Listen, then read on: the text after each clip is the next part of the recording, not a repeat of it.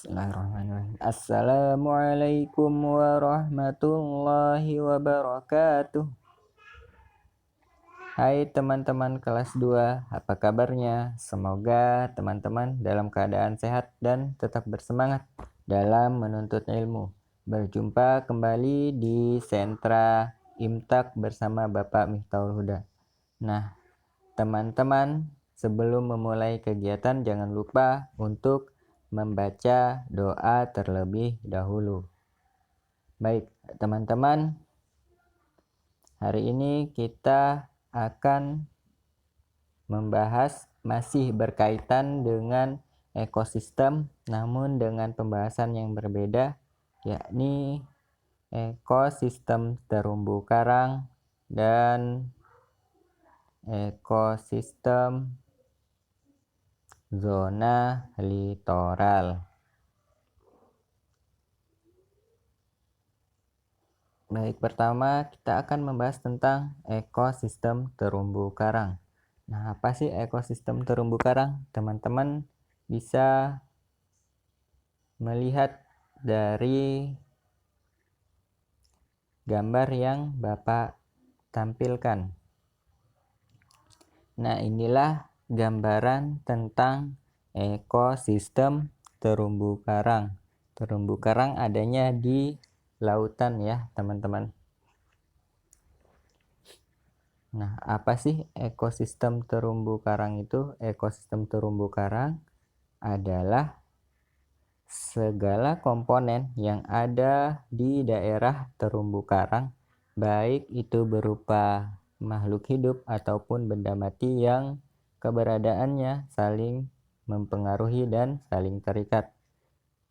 Ada banyak sekali ya makhluk-makhluk yang ada di terumbu karang. Nah, teman-teman, untuk lebih jelasnya tentang ekosistem terumbu karang, teman-teman bisa mempelajarinya di sentra sains ya, teman-teman. Berikutnya adalah ekosistem zona litoral. Apa sih zona litoral itu? Zona litoral, teman-teman bisa memperhatikan gambar yang Bapak tampilkan. Nah, zona litoral itu adalah daerah yang apabila laut surut, maka daerah tersebut akan menjadi daratan. Nah, apabila laut pasang, maka daerah tersebut akan menjadi daerah yang tergenang oleh air. Jadi, zona litoral adalah daerah pasang surut air laut. Nah, ekosistem zona litoral adalah segala komponen baik berupa makhluk hidup ataupun benda mati yang keberadaannya saling mempengaruhi dan saling terikat berada di daerah zona litoral, yakni daerah pasang surut air laut. Nah, untuk zona-zona ini teman-teman bisa mempelajarinya nanti di sentra sosbud ya, teman-teman. Apa saja zona-zona yang ada di lautan. Ya, ada banyak sekali sebenarnya teman-teman, tapi yang kita bahas pada hari ini sebagai pengantar adalah zona litoral.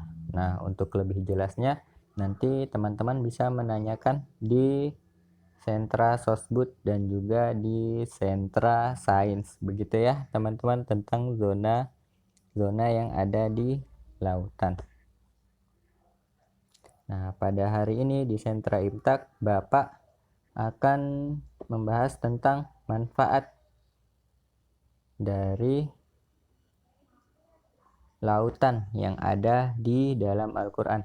Manfaat Allah Subhanahu wa Ta'ala menciptakan lautan di dalam Al-Quran. Manfaat lautan yang Allah ciptakan yang ada di dalam Al-Quran. Nah, yang pertama adalah sebagai tempat berlayarnya kapal ya. Jadi Allah menundukkan lautan untuk kapal dapat berlayar atau kapal dapat mengapung ya, berlayar. Di mana kita bisa mendapatkannya? Di dalam Quran surah Al-Isra ayat 66. Yang kedua, manfaat lautan adalah sebagai sumber makanan, karena kita ketahui di lautan banyak sekali hewan-hewan yang bisa kita makan ya teman-teman. Nah, di mana kita bisa mendapatkannya? Di dalam Quran surah An-Nahl ayat 14. Yang ketiga adalah tempat perhiasan ya. Kita tahu bahwasanya di dasar lautan ada perhiasan yang bisa kita ambil ya. Jadi di mana kita ketahuinya? Berdasarkan Quran surah An-Nahl juga ayat 14.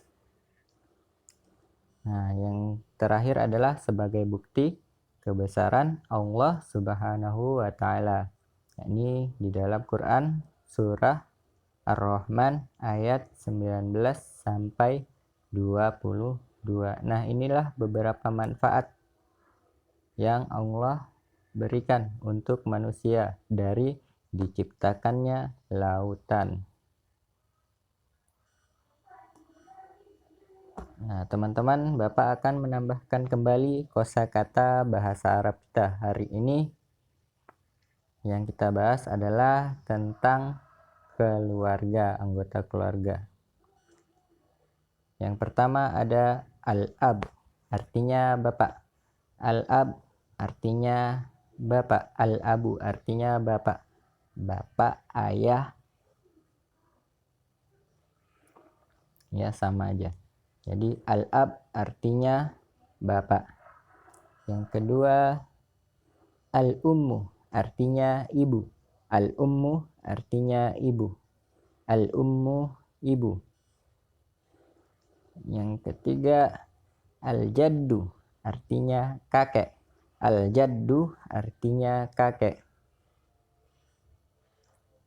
Yang keempat al-jaddatu artinya nenek. Al-jaddatu nenek. Al-jaddatu nenek.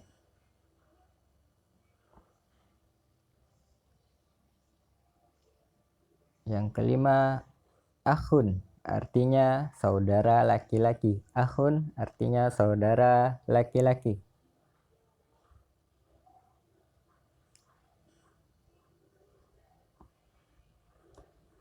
Yang keenam al-ukhtu artinya saudara perempuan. Al-ukhtu artinya saudara perempuan.